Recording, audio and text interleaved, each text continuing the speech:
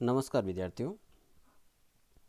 आज राजस्थान के भूगोल में ज्योग्राफी विद जीके में अगला टॉपिक लेते हैं। राजस्थान के भौतिक प्रदेश पढ़ रहे थे और उसमें हमने पहला पढ़ा था उत्तरी पश्चिमी मरुस्थलीय प्रदेश, और उत्तरी पश्चिमी मरुस्थलीय प्रदेश को दो भागों में विभाजित किया गया था।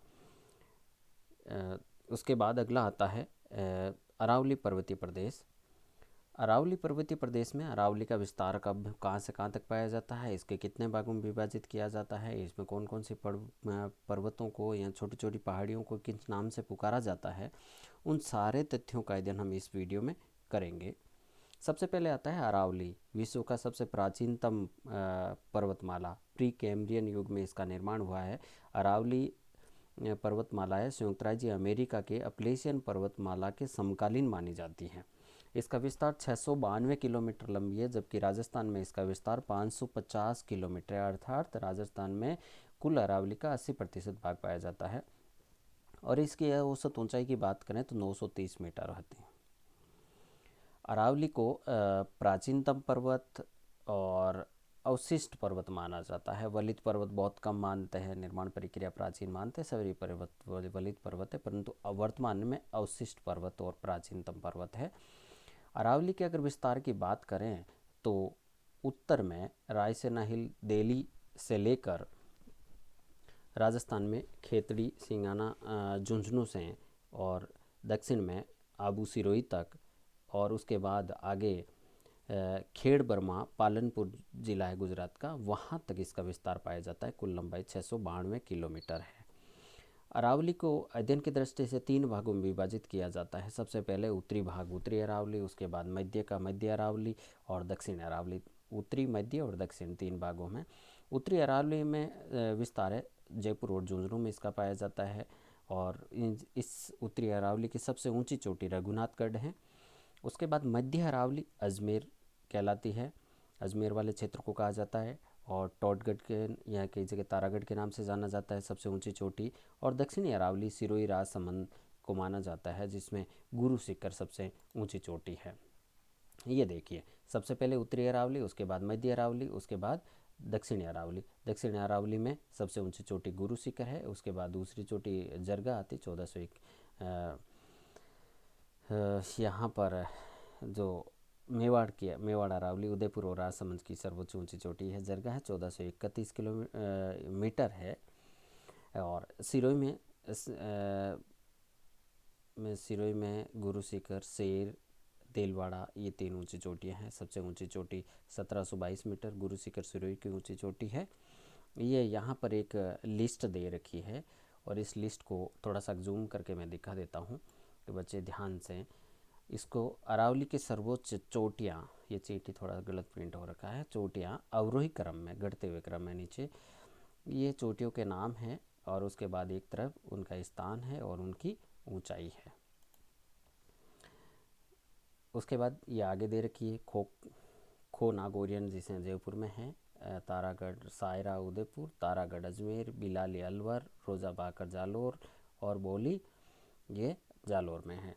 इसके बाद ये सबसे महत्वपूर्ण है, अरावली में कुछ ऐसे बीच में पर्वतों के बीच में तंग रास्ते, दोनों ओर पहाड़ियों और बीच में कटा हुआ भाग पाया जाता है, जिसको दर्रे या तंग नाल के नाम से जाना जाता है।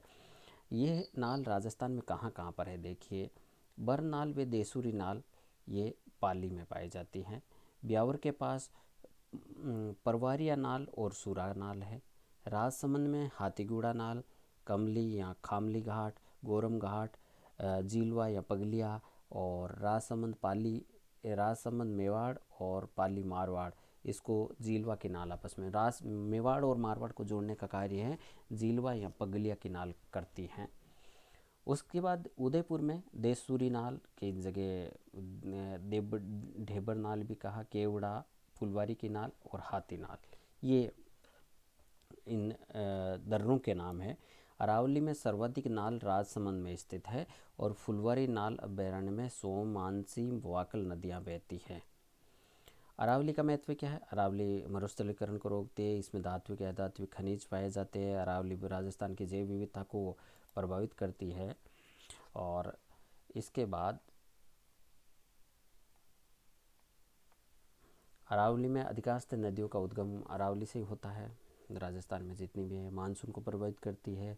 प्राचीन सभ्यताओं की जन्मस्थली रही है, जिसमें देखिए जूम करके दिखाता हूँ आपको। अहाड़ उदयपुर, गीलून राजसमंद, बेराट जयपुर, गणेश्वर सीकर और नवीनतम नगरीय सभ्यता जयपुर अजमेर उदयपुर की जन्मस्थली रही हैं। यहाँ देखिए भाकर, जो अरावली की पहाड़ियाँ उनको अलग अलग नामों से जाना जाता है। भाकर, भाकरी जालोर में कहा जाता है, मगरा या मगरी उदयपुर में, डूंगर या डूंगरी जयपुर में।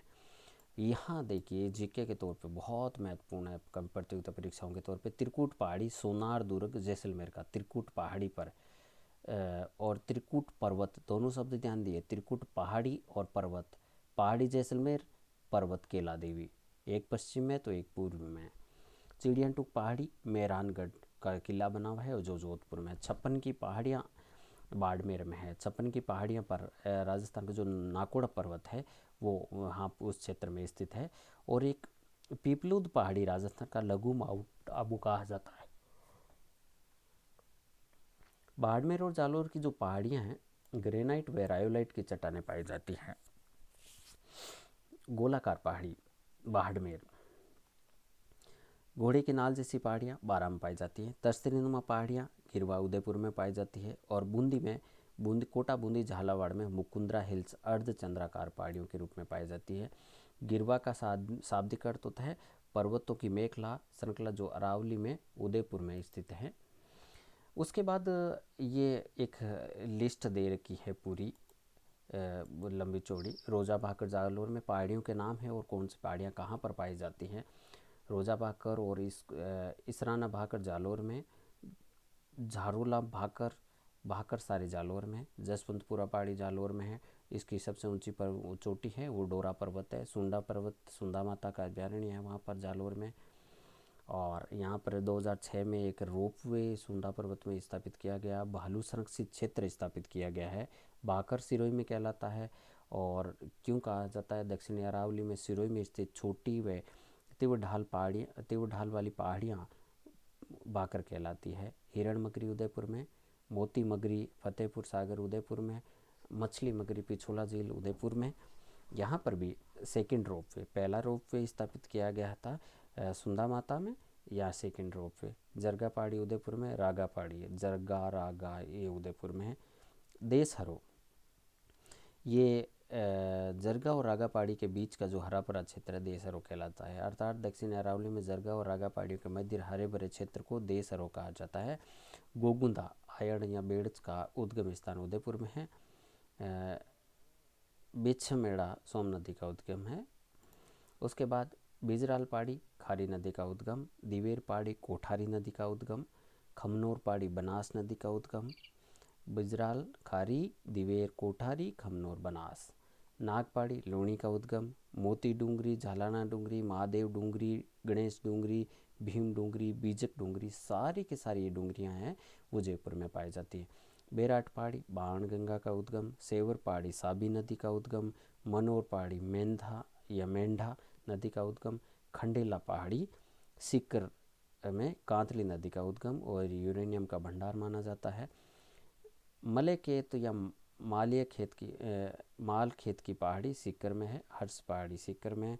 हर्षनाथ पहाड़ी अलवर, हर्ष पहाड़ी सीकर, हर्षनाथ पहाड़ी अलवर, दोनों कन्फ्यूजन वाली है। उदयनाथ पहाड़ी रूपारेल नदी का उद्गम स्थल है। बहराज पहाड़ी अलवर, बबई पहाड़ी झुंझुनू और बाबई पहाड़ी उदयपुर में। बाबई और बाबई और आडावाला पर्वत बूंदी में है। बीजासन पठार भीलवाड़ा में है और बरवाड़ा पहाड़ी जयपुर में है। तो इस तरह से अरावली राजस्थान में अरावली में योजना प्रदेश 15वां।